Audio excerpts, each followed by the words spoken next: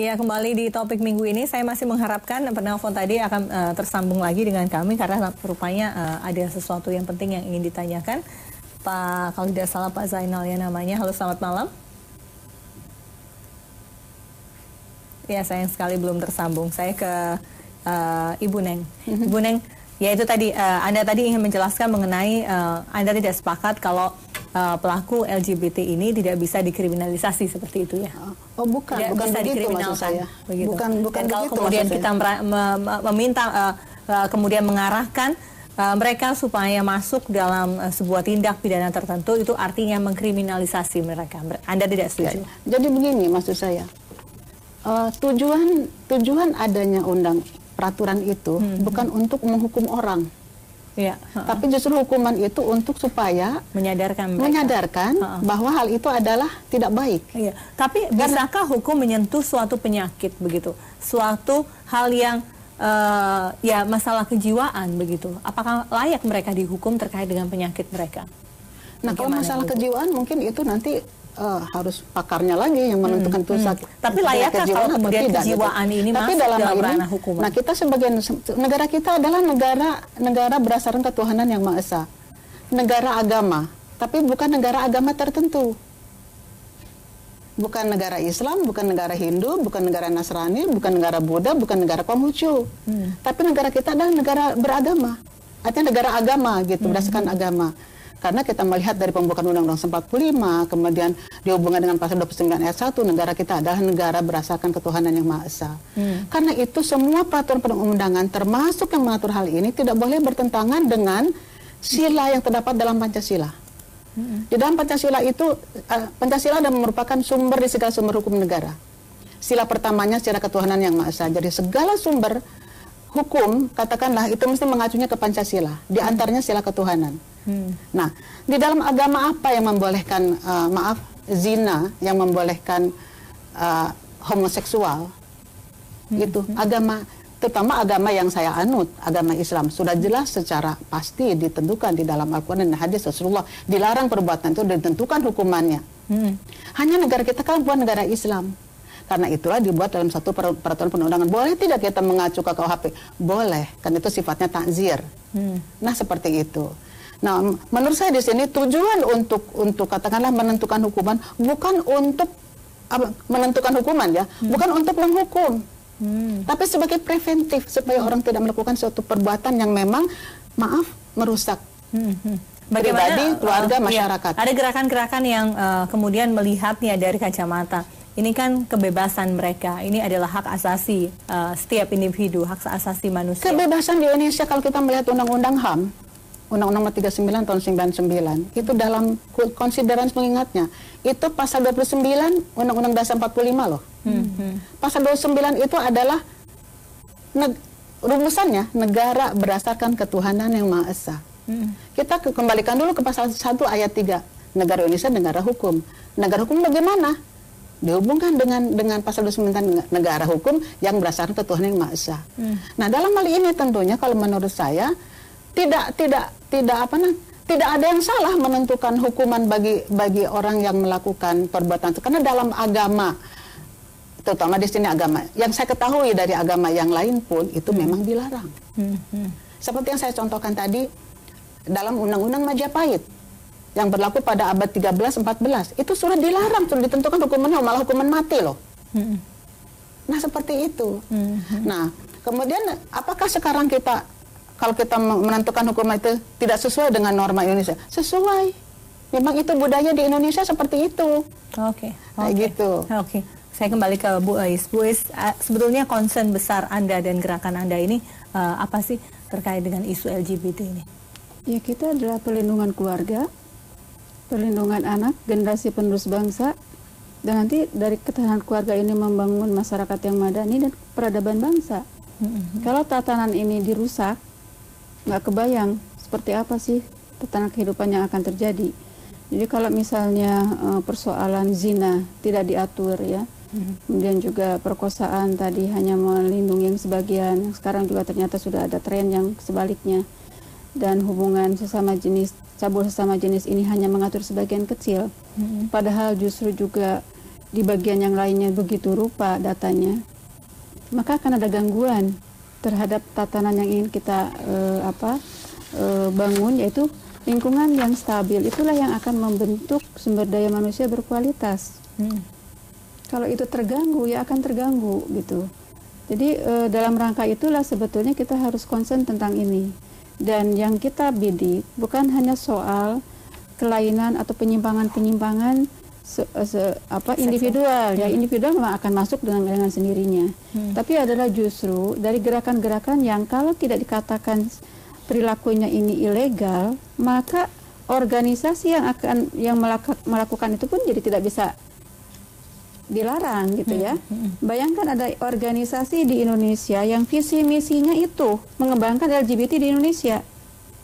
Visi misinya lah, dan itu mendapatkan akta notaris dan izin dari Kemenkumham. Karena tidak ada yang melarang itu. Termasuk yang tadi saya katakan, ketika kemudian ada pesta seks gay, ditangkap karena dilaporkan ke polisi, terus kita nggak pernah dengar itu diproses. Mungkin kalau boleh saya nyambung ke perkawinan, ke perkawinan. Perkawinan sekarang perceraian itu sangat tinggi, ya. Bahkan data sekarang yang suami istri biseksual itu luar biasa tingginya.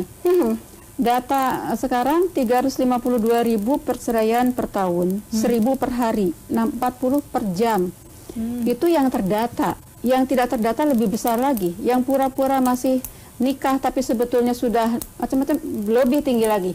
Kalau kita lihat data, itu adalah lingkungan yang terkecil yang seharusnya adalah bagaimana kualitas hidup kita itu terjamin, tapi seperti itu, maka pasti juga ke masyarakat juga akan mempengaruhi, ke yang lebih luasnya juga akan mempengaruhi. Jadi ini persoalan-persoalan serius, persoalan kita bersama. Dan tuntutan perkawinan sejenis. Ya, karena sekarang tuntutan perkawinan sejenis sudah kelihatan dan ingin mengubah aturan-aturan itu, ingin mengubah definisi keluarga. Keluarga itu bukan pasangan suami istri laki-laki dan perempuan, nanti cukup pasangan, sehingga bisa laki-laki dengan perempuan dan perempuan. Nah, itu sudah sangat kelihatan alurnya, dan itu merupakan bagian di dalam target-target yang kita bisa lihat dari perkembangan dokumentasi, kemudian segala macam itu dengan gampang kita bisa cek. Nah, kita sehingga kita terintimidasi gitu loh. Baik. Kita pada posisi terintimidasi dengan itu. Sudah ada penelpon lagi. Halo, selamat malam.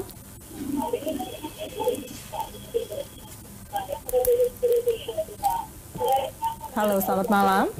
Selamat malam. Iya, Bu. Silakan. Dengan siapa dan dari mana?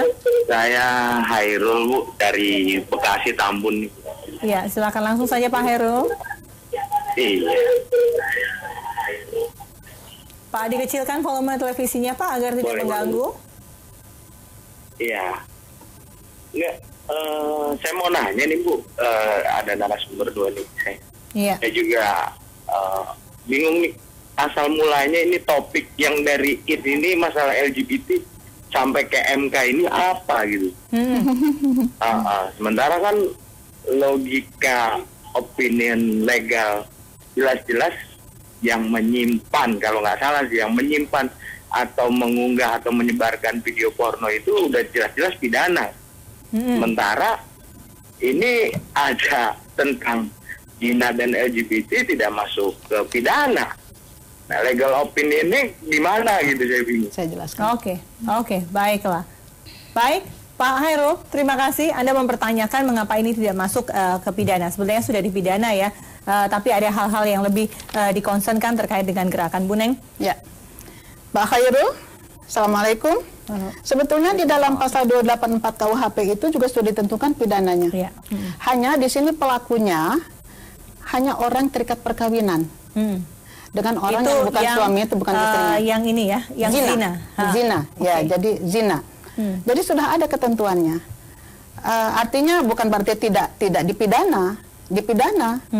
Hanya di sini orangnya, subjek hukumnya tertentu. Jadi hanya orang yang terikat perkawinan saja. Tapi kalau bujang gadis, janda duda boleh. Itu bukan zina di Indonesia, bukan zina. Jadi tidak bisa diapa-apakan. Kedua, mengenai jenis tindak pidana deliknya, aduan. Siapa yang boleh mengadukan? Hanya suami atau istri yang bersangkutan yang juga merasa tercemar. Kalau dia tidak merasa tercemar, tidak mengadukan, ya tidak ada yang bisa mengadukan.